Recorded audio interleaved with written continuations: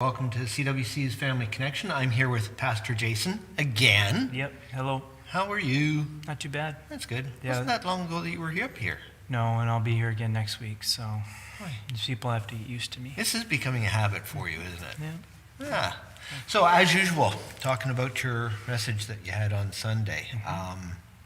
Again, can't say it enough, but good message. But, man, I'm telling you, it wasn't good news. Sorry. I'm sitting there going, it's long suffering and I don't have a choice. Well, I have a choice. That's the other part of it. Right, You do have a choice, but not really. Yeah. If you want to get to where you're going. If you want to grow, long suffering is a part of it. And that's not always the most joyous of news, but if people have ever exercised or tried to make those types of changes, they're not easy. But when you know what you need to do, and you have kind of your own personal trainer right here, and he tells you this is how it's going to have to be if you want to get to where I want to take you. Sometimes it makes it slightly easier, but yeah, what we talked about on Sunday is definitely kind of a gut check as far as long suffering goes and what that means, and the road that you travel in order to grow in this way, at least. Well, and you just brought so much into that word, patience, and brought so much depth to that whole concept. And, you know, the part that I really appreciated is that you started off and you shared with us the fact that this is what you're sharing with us is what God has been speaking to you and what you've been going through and so on like that. Yes, most definitely. definitely. I think one of the things that we don't hear often enough is God's shoulders are big enough for you to say, I don't want to deal with this right now. Yeah. And in fact, you know, part of long suffering is to really, because it's a gut check, you're digging deep into, you know, some places where you're not always compliant, and it stirs up some either emotions or frustrations, and God wants us to open up to Him about those things. I think really as we do, it's not only an examination of what's going on deep within us, but it's being open and honest with Him. And in that honesty, He starts to pull things out, and we get to see Him and go, oh, like that does need work. I am immature in that area, or I am, you know, I do need to find a different way to do it. It hasn't worked out well for me. And by us being open in that manner, we kind of answer our own questions.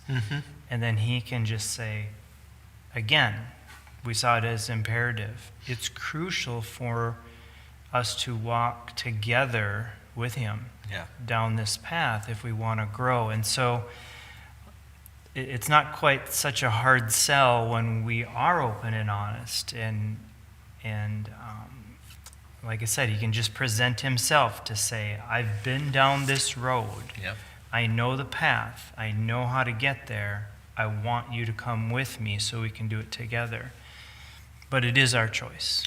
Well, and realistically, I mean, you might as well take the opportunity that's presented to you because, and be honest about it, because it's not like God doesn't know anyways. I mean, He's already figured this out. He's doing this for you, to help you.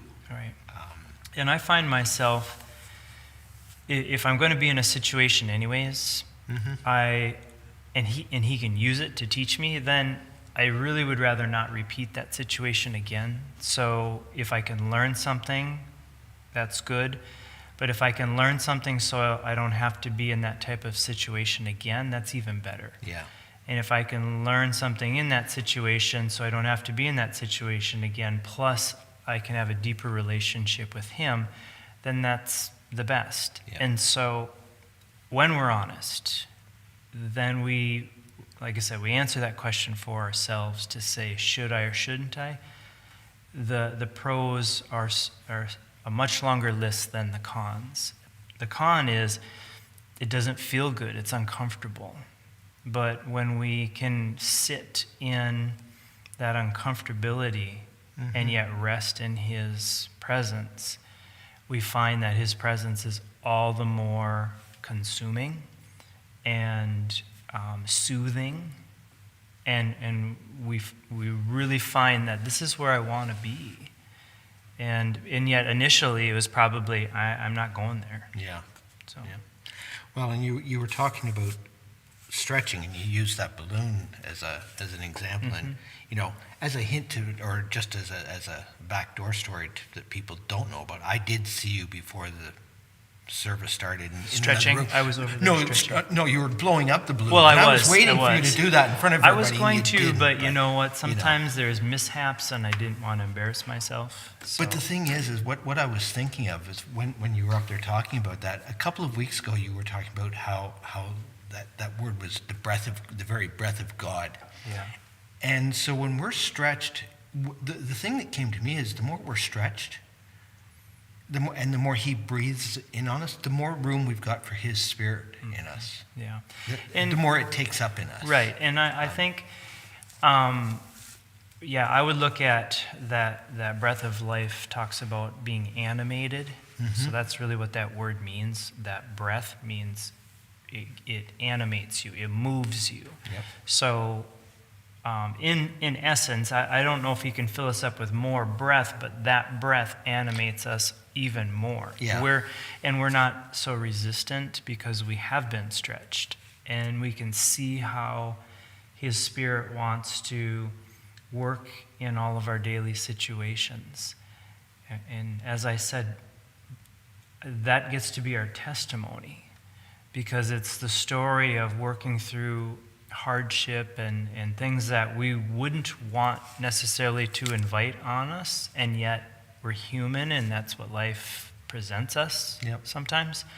I just want people to be equipped, and that's what James wants for his readers, and he says it at the very beginning of the whole letter. Count it pure joy when you go through these things. Yeah. He's really saying the same thing, and yet he's going a little deeper by saying, if you're in a situation right now, it's okay, because God will take care of the ones who are persecuting you, but he can teach you in ways that is pure joy. Well, and the amazing thing about that is when you think of who his audience was at the time and who was reading this, these are people who were under Roman occupation, being persecuted by the Romans, and all of that stuff that was going on back then. And we look at where we're at now and we think we've got it bad. And right. It's like it's not even close. It's not even close. No. And so it's really enlightening when you think of it in those terms. Mm-hmm. And all the more why we need to hear these types of see their situation, hear what the message was to them, look at our situation and go, we're not nearly as bad, but it is still uncomfortable. And then say, so I need to actively then choose to participate in long suffering. That's not going to win you a lot of friends, but it is going to cause spiritual growth, because the situations are already going to be there. They might not be life-threatening like they might have been back in 60 AD, right. But they still are challenging. And it's still a unique opportunity for the Holy Spirit to do a deep, genuine, animating work in us. But it does require stretching. And we have to actively say, do this. Yep. Do it. I want to do it. I want to be a part of it, but I want you and I to grow because of it. Yep, and that whole point of God will take care of you, and he will take care of those who are persecuting you. The testimony is right here in front of us, because where's the Roman Empire and where's Christianity today? Right, yeah.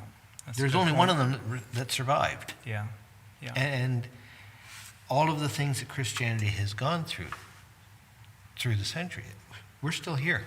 Mm-hmm.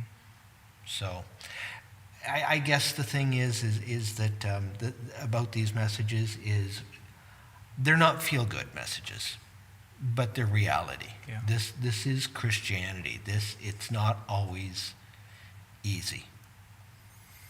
But I so appreciate the fact that you bring a message that is speaking reality about what it is.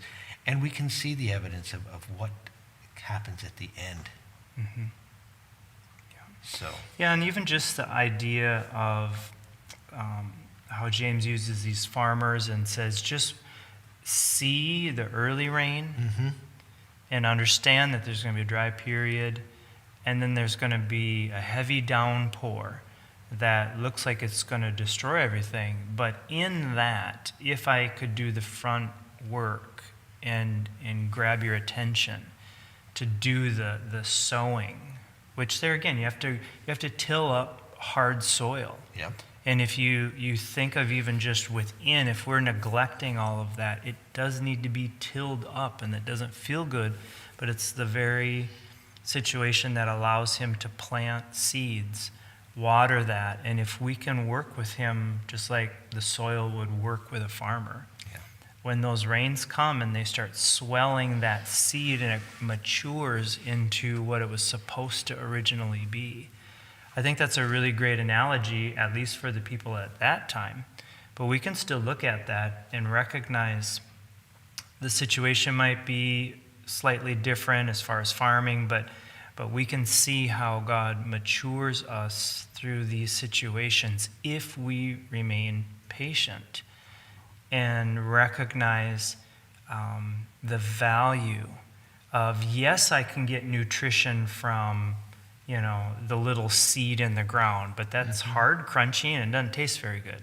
But if I let it mature, it swells and becomes fulfilling completely for me, and probably even more so that I'll have something to share with other people. Yeah. And that's really the work that he does within us. Mm-hmm. And it's hard to remain under some of these situations, this stretching. But if we know what God is doing, big picture, we don't know the details. Yep. And yet, if we can trust him to walk us through these things, we can, on the backside, see a maturity that was more than just him working in and through us. Other people get to see it. They get to be influenced by it. They get to be nourished by that work. And so that's really a call to the church to say, take a look and see how he's doing this long term. And because it's long term, it's not going to have a feel-good message, because feelings come and go. Yeah. A maturity and a growth is there to stay. And that's what we can count on even when the situations get really, really difficult, is what have I learned, that depth of character, what can I stand on when things are hard? Your feelings are all over the place. So, yeah, it's not a feel-good message, because he doesn't want us relying on good feelings. Yep. He wants us relying on the truth and the genuine work that he's doing within us. So. Well, again, it was an excellent message, and sort of to tag onto that and to transition into some announcements, I'd like to remind everybody that we've started up the Empower Hour. That's Sunday mornings at 9:30. 9:30, yep. And so basically from 9:30 to 10:15, so it's not quite an hour, but Yeah. Empower Hour rhymed. It's It's metric. catchy, yeah. It's metric time. But we've used that time to take a look at some of the other resources that can take a look at mainly mental health, but also dealing with, kind of piggybacks on my summer messages about taking responsibility and potentially conflict management, and just really some of the things that we deal with on a daily basis that we might not talk so much about from the pulpit, but that we can have some real down to earth. Last week we talked about struggling with anger and frustration. Does anybody struggle with anger and frustration? But so these are the conversations where we can be a little bit more open and honest during that time. So 9:30 on Sunday, we have that portion of time to chat about it. It's a great time. We also, coming up next Saturday, March the 5th, this coming Saturday. This coming Saturday. The Chosen again.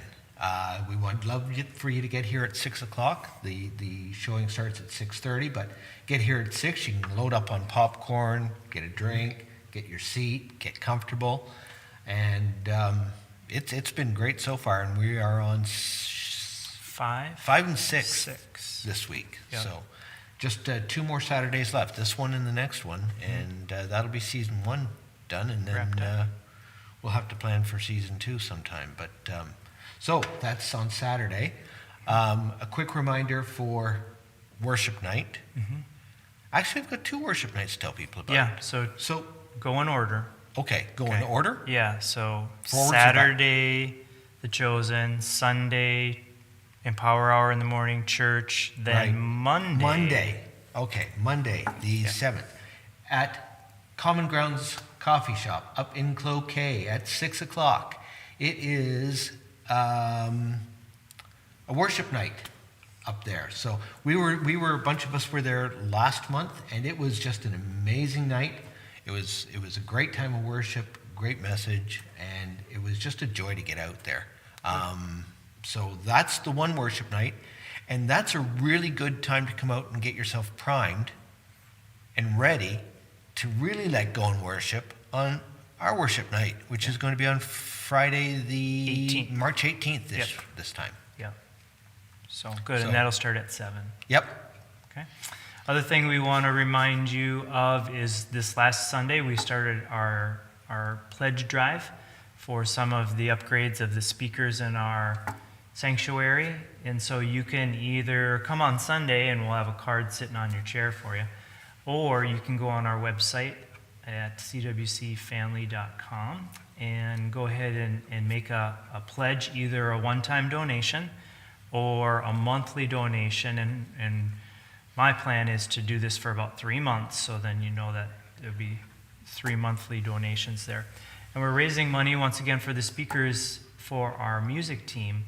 But because music is such a big part of what we do here, we want to give you a chance to basically invest in our ministry and how we do things here, so you can come and on a worship night and go, hey, I helped pay for that speaker, that's blaring this great music.